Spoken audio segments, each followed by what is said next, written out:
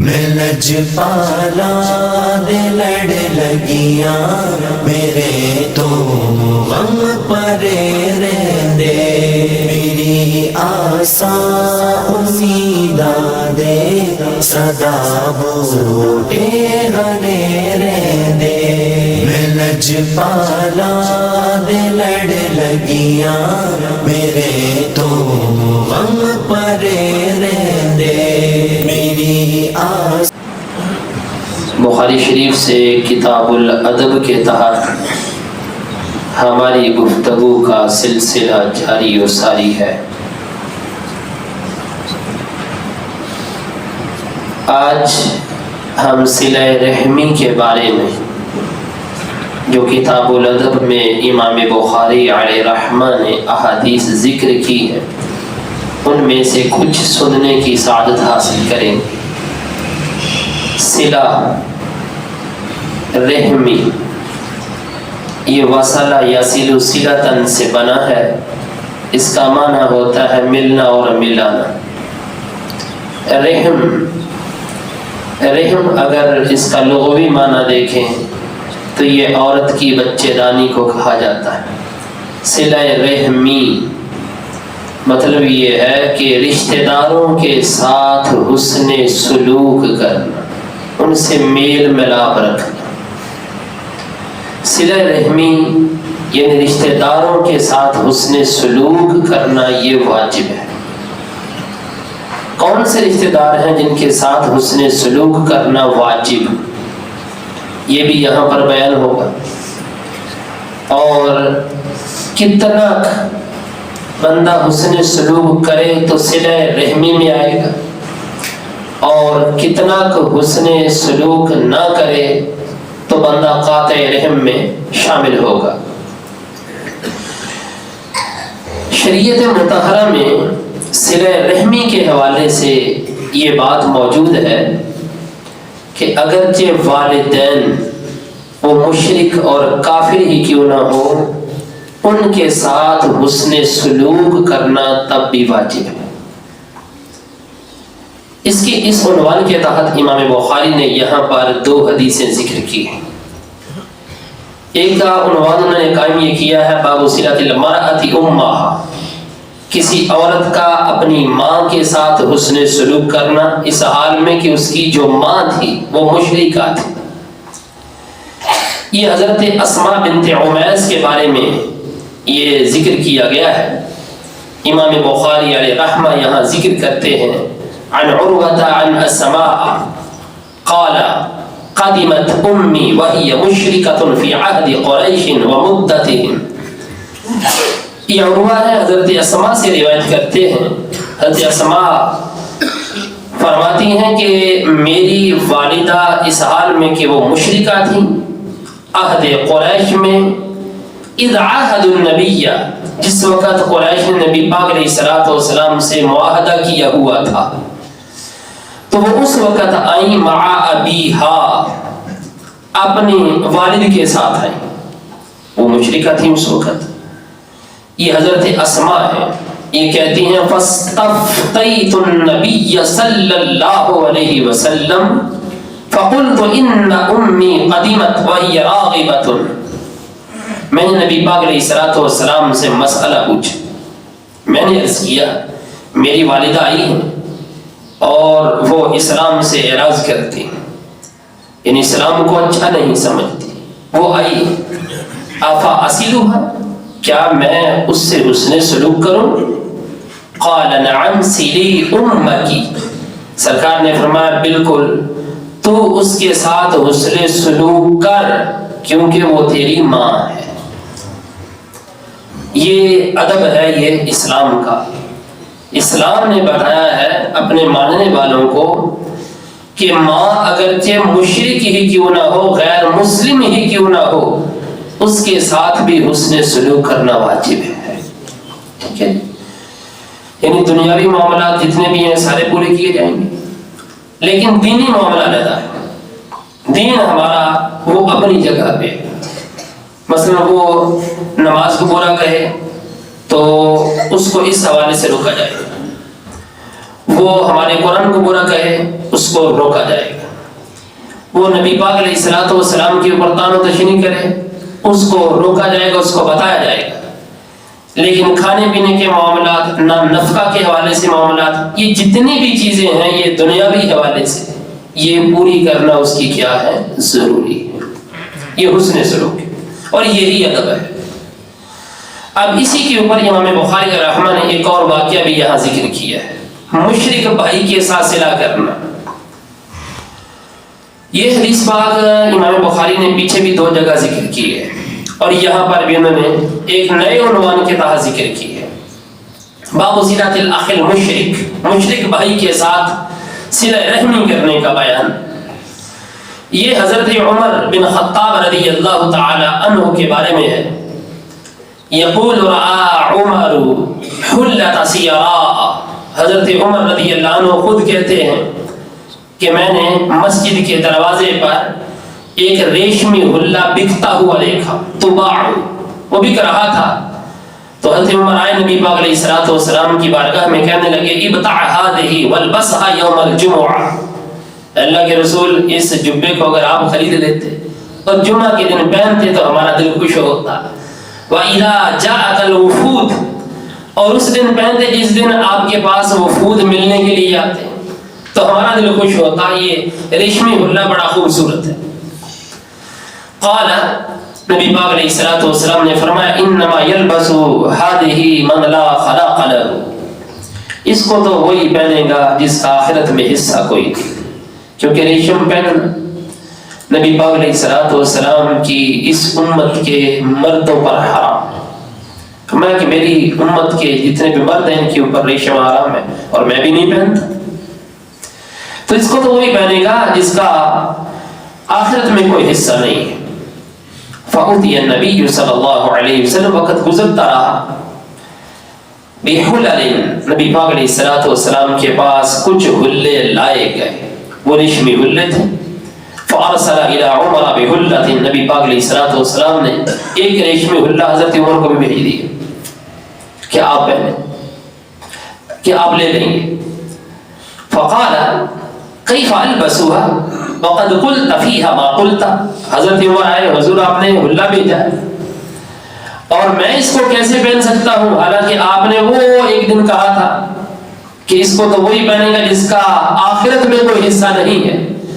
تو فیہا ما قلت, آپ نے اس کے بارے میں وہ بات کہی تھی.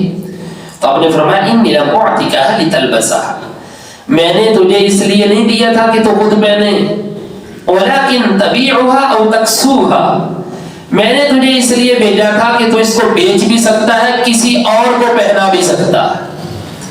اچھا. فارسل بها عمر الى اخ له من اهل مکہ قبل ان يسلم, حضرت عمر رضی اللہ عنہ نے وہ حلہ اپنے ایک بھائی جو اہل مکہ میں سے تھا, ابھی وہ مسلمان نہیں ہوا تھا, اس کو بھیج دیا. وہ حلہ اپنے مشرک بھائی کو بھیج دیا. اس نے یہ جو واقعہ ہے, یہ جو حدیث ہے, یہ بتلا رہی ہے کہ حضرت عمر رضی اللہ عنہ نے وہ حلہ, چونکہ مسلمانوں کے واسطے ریشم پہننا حرام تھا, ان کا بھائی جو مکے میں تھا ابھی مسلمان نہیں تھا, انہوں نے وہ حلہ اپنے بھائی کو بھیج دیا کہ ان کا بھائی وہ پہن لے جو مشرک ہے. امام بخاری اس حدیث کو ذکر کرنے کے بعد یہ بات واضح کرنا چاہتے ہیں کہ دیکھیے مشرک بھائی ہو اس کے ساتھ بھی حسن سلوک کرنا یہ حضرات صحابہ کرام علیہ رضوان کا طریقہ رہا ہے. تو لہذا غیر مسلم جو رشتے میں بندے کا سگا ہو اس کے ساتھ حسن معاشرت یہ حسن اسلام ہے, حسن ادب ہے. اچھا, یہاں پر ایک اور بات بھی ہے کہ صلہ رحمی کی حد کیا ہے. صلہ رحمی کی علامہ بدر الدین عینی رحمۃ اللہ تعالی نے عمدۃ القاری شرح صحیح بخاری میں اسی عنوان کے تحت ایک جملہ لکھا ہے. وہ کہتے ہیں کہ صلہ رحمی کی جو حد ہے نا وہ یہ ہے کہ اگر ایک طرف مرد ہو اور ایک طرف عورت ہو, دونوں کا آپس میں نکاح نہ ہو سکتا وہ ایک دوسرے کے اوپر حرام ہو، تو ایسے کا آپس میں صلہ رحمی یعنی حسن سلوک کرنا واجب ہے۔ جیسے بھائی اور بہن کا آپس میں نکاح نہیں ہو سکتا، بھتیجے اور خالہ اور بھانجی، خالہ اور بھانجا، ماموں اور بھانجی، ان کا آپس میں نکاح نہیں ہو سکتا۔ ایسے ہی بھتیجی اور چچا تایا، ان کا آپس میں نکاح نہیں ہو سکتا۔ یہ جو صلہ رحمی ہے، ان کے درمیان صلہ رحمی کرنا یہ کیا ہے؟ واجب ہے۔ اب جو خالہ ہے اس کی آگے اولاد ہے، تایا ہے، چچا ہے، ان کی آگے اولاد ہے، یہ بھی رشتہ دار ہیں، لیکن ان سے صلہ رحمی کرنا واجب نہیں ہے، مستحب ہے۔ لیکن ایسے رشتے جن کا آپس میں نکاح حرام ہے، ان کے ساتھ صلہ رحمی کرنا یہ کیا ہے؟ واجب ہے۔ اچھا، اب اس کے اوپر ایک اور بات بھی ہے جو علامہ بدر الدین عینی رحمۃ اللہ تعالی نے لکھی۔ اب فرماتے ہیں کہ صلہ رحمی کے کئی درجات ہیں۔ ادنا درجہ یہ ہے کہ اگر کسی بندے نے بالکل میل ملاپ ختم کر دیا ہے اپنے خونی رشتہ دار کے ساتھ، یعنی سگے بھائی کے ساتھ، سگے تایا چچا کے ساتھ، ماموں کے ساتھ، خالہ کے ساتھ، پھوپھی کے ساتھ بالکل ختم کر دیا ہے، تو قاطع رحم ہے۔ اگر کم از کم اتنا کا رکھا ہوا ہے کہ آتے جاتے سلام کر لیتا ہے، تھوڑی سی بات کر لیتا، آگے کچھ نہیں، تب بھی وہ بندہ قاطع رحم نہیں۔ یعنی کہ ادنا درجہ اس کا صلہ رحمی کا وہ سلام دعا ہے، ادنا درجہ۔ اور اس کا اعلیٰ درجہ کیا ہے؟ اس کی انتہائی کوئی نہیں کہ اس کے ساتھ بیٹھے، کھائے پیے، باتیں کرے اور اپنے دکھ سکھ کی باتیں اس سے جو ہے وہ شیئر کرنا۔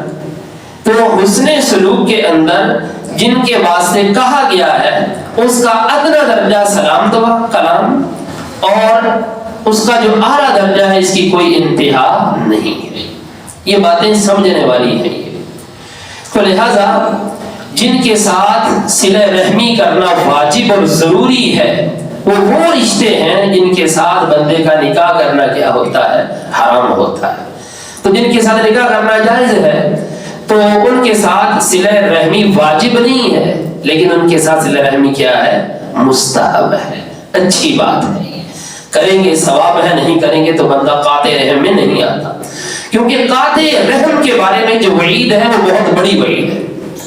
وہ بھی امام بخاری نے یہاں پر پورے عنوان کے تحت لکھا ہے، باب اسم القاطع، کہ رشتہ کاٹنے والے کی گناہ کا بیان۔ یہ حضرت محمد بن جبیر بن مطعم ہیں، یہ کہتے ہیں کہ ان جبیر بن مطعم اخبره انه سمع النبي صلی اللہ علیہ وسلم یقول، جبیر بن مطعم نے اپنے بیٹے کو بتایا کہ میں نے نبی پاک صلی اللہ علیہ وآلہ وسلم کو سنا ہے فرماتے ہوئے، لا يدخل الجنت قاطع، جنت کے اندر رشتہ کاٹنے والا داخل نہیں ہو سکتا۔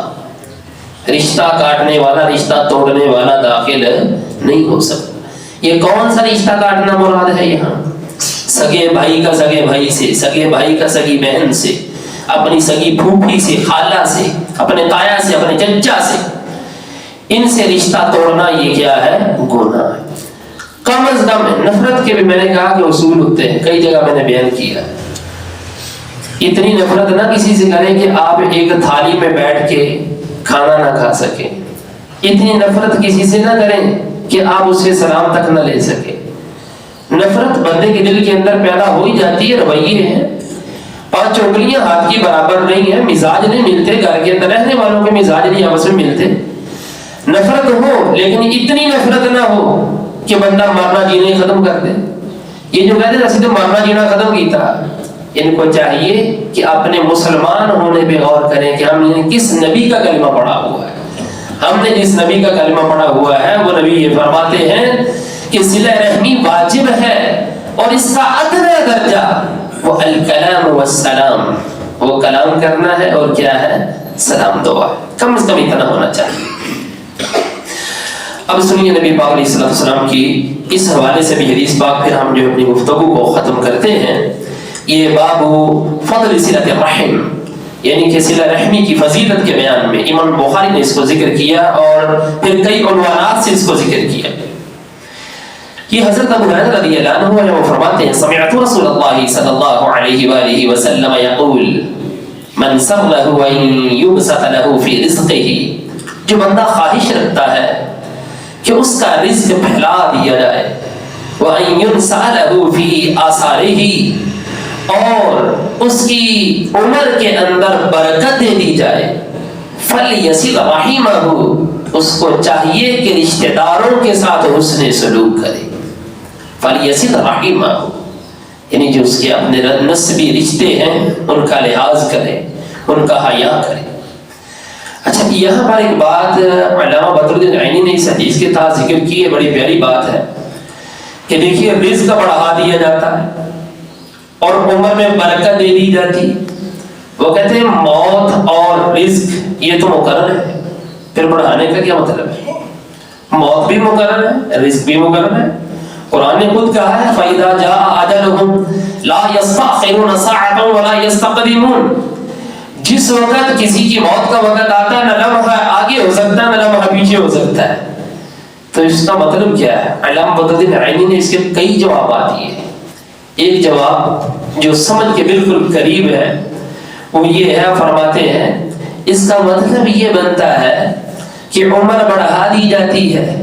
فرماتے ہیں مراد یہ ہے کہ اس کے مرنے کے بعد بھی اس کا ذکر جاری و ساری رہتا ہے، مرنے کے بعد بھی اس کا ذکر جاری و ساری رہتا ہے، لوگ اس کو اچھے لفظوں سے یاد کرتے.